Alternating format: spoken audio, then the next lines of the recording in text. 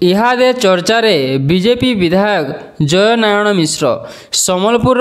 शोभा कार्यक्रम जोगदेला बेले उत्कल गीत गायबा प्रसंग को नहीं से कौशल प्रसंग रे कही जहाँकि एवं चर्चार विषय होइछे।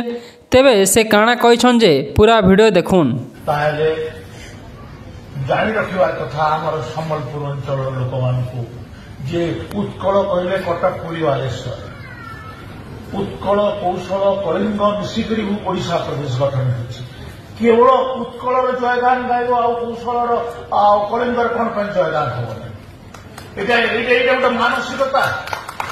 आमको तुम शोषण करुचे आमर अर्थ आमर खनि आमर चाष आमर जंगल सबुथे तुम आमको शोषण कल चाकरी बाकरी सबुथे आज